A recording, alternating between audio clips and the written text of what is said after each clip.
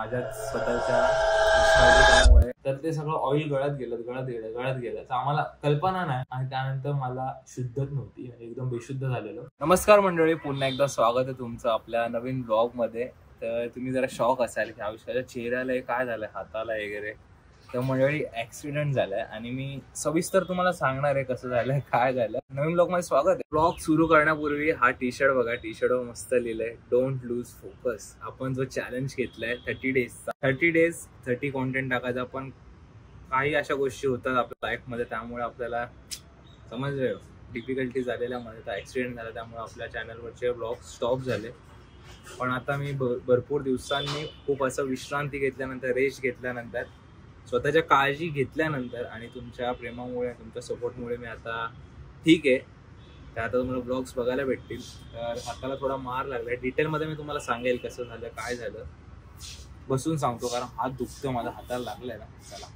आणि मम्मी इथे थोडा बेड वगैरे लावून घेते, जरा मम्मी बेडरूम आवरते. अवघा ट्रायपॉड पण तुटला. ट्रायपॉड माझ्या बॅग मध्ये होता ऍक्सिडेंटच्या वेळेस, मी बॅग घातली नाही त्याच्यामध्ये होता. ट्रायपॉड पण तुटलाय बघा. मम्मी किचन मधनं कसला वास सुटलाय ग मस्त. काय आहे आपल्याकडे आज जेवायला? पापलेट आणि सुरमई. पापलेट आहे बघा. ओ भाई साहब, पापलेट आणि सुरमई. मम्मी यार एकदा ना आपण तुझा एक चष्मा काढ ना, तुझ्या चष्म्यावर ते लाईट आहे.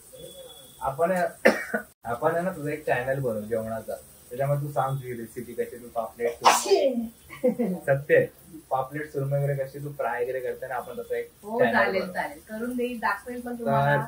चला मंडळी, मी आता जेवून घेतो. एकदम किंग फिश असतात ना, फिश मध्ये जेवणासारखं मच्छी मध्ये, ती म्हणजे सुरमई आणि पापलेट, आणि त्या दोन्ही फिश आज आपण खाणार आहे. तर चला मंडळी, मी जेवून घेतो पटकन. मंडळी जेवून झालंय आणि आता आपण आपल्याकडे फेविक्विक आहे, तुटलेला ट्रायपॉड पहिले चिपकवून घेतो आणि मग कॅमेरा सेट करून तुम्हाला अशी आपण सविस्तर चर्चा करूया. तुम्हाला पण शंका असेल कसं झालं, काय सर्व प्रश्नांची उत्तरं तुम्हाला देणार आहे मी. चिपकून घेतो पहिले, चला पटकन.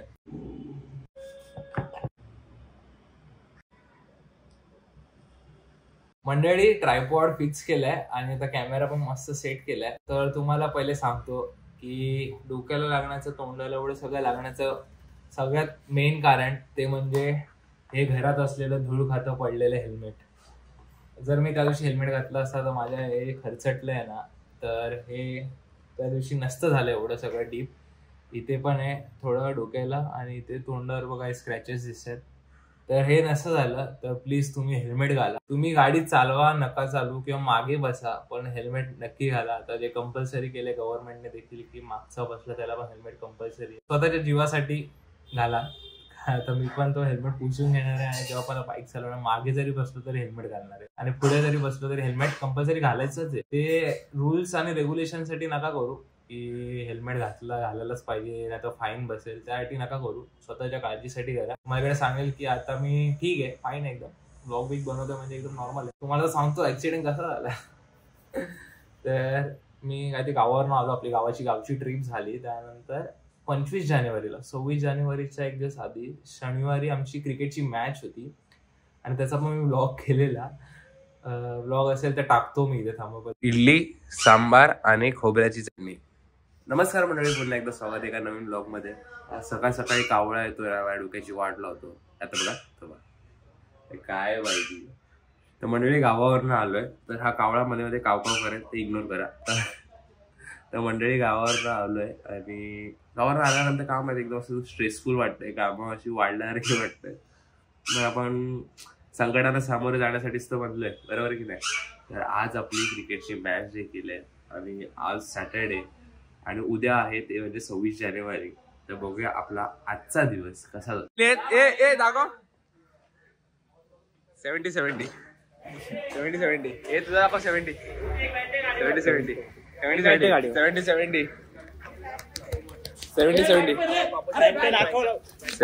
दिसतंय 70. हर्षू कुठे? हर्षू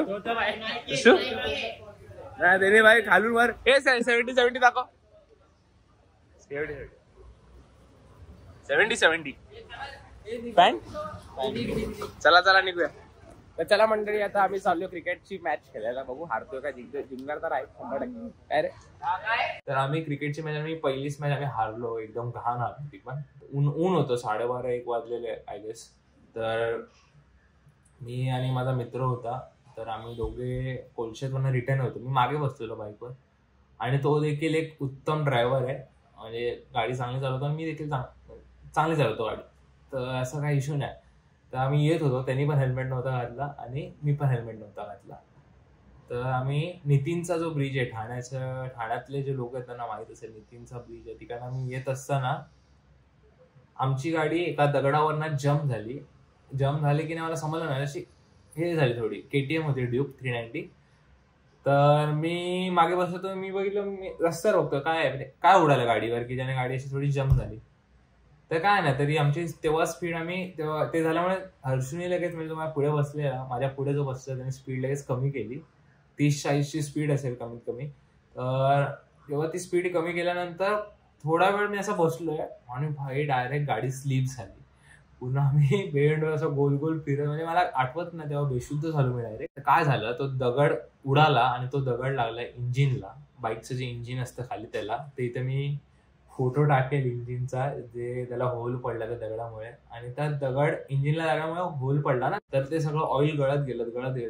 तर आम्हाला कल्पना नाही, तो टायर पूर्ण त्या ऑइलने ओले झाले आणि त्यामुळे आमची गाडी स्लीप झाली. आणि स्लीप झाल्यानंतर मला एवढंच आठवतंय की गाडी अशी क्रॉस झाली, म्हणजे स्लीप झाली आणि त्यानंतर मला शुद्धच नव्हती, म्हणजे एकदम बेशुद्ध झालेलो. त्यानंतर तो माझा मित्र होता, त्याने मला साईडला नेलं. मग नंतर तुम्हाला सांगत होता की तू मला फोन वगैरे ओपन करून दिला. मी माझी फोनची पण अवस्था तुम्हाला दाखवतो काय झाले. इकडे फोटो बघा, फोन माझा पूर्ण फुटलेला मागून, आणि फुडून एक सिंगल स्क्रॅच पण नाही, मागून पूर्ण फुटला. आणि नशिबाने आपले तिन्ही कॅमेरे जे फोनचे, ज्यामध्ये आपण व्हिडिओ रेकॉर्ड करतो, ते चांगले आहेत. मग तिकडे बसलो, त्यांनी फोन बिन केले घरी की ऍक्सिडेंट झाला आविष्कारचा, असं तसं. घरच्यांना काय भाई, मम्मी तर फुल टेन्शन मध्ये. तुम्हाला माहिती असतं मम्मी लोकांचं कसं असतं, मम्मी भाई रडत. आणि मला तोपर्यंत हॉस्पिटलला नेलेलं.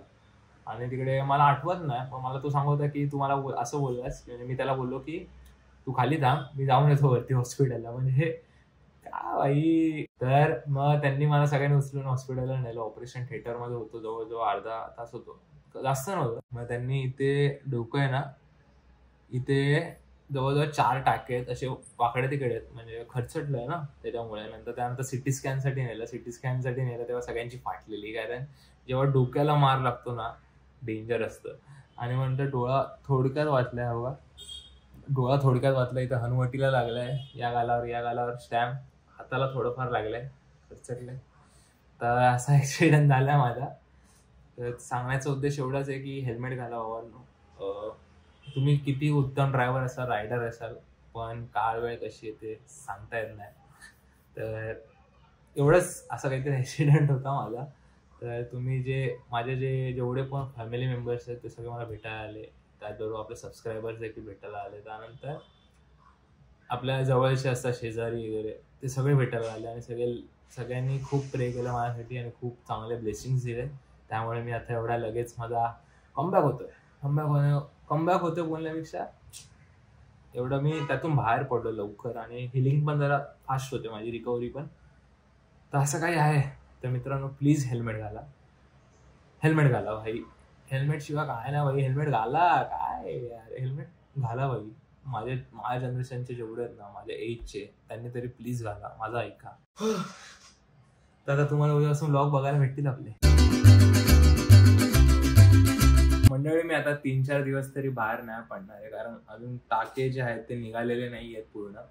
तर 3-4 दिवसांनी ते टाके हिलिंग पूर्ण झाले असे ते टाके निघतील. त्यानंतर आपण घराच्या बाहेर आपल्याला पडायला परवानगी भेटेल, त्याशी आपल्याला परवानगी नाही भेटणार आहे. तर पहिले मी हेल्मेट माझा जो पुसून घेतो, कारण भाई हीच जी गोष्ट तिने मला आता वाचवलं असतं, पण माझ्या स्वतःच्या निष्काळजीपणामुळे जे आहे ते मी भोगतोय असं म्हणायला हरकत नाही. तर हेल्मेट पहिलं पुसून घेतो. आणि माझी बॅग वगैरे ना, बॅगला तरी एवढं काय नाही झालं, पण माझा ट्रायपॉड तुटलेला आणि फोन फुटलाय भाई पूर्ण. तर चला,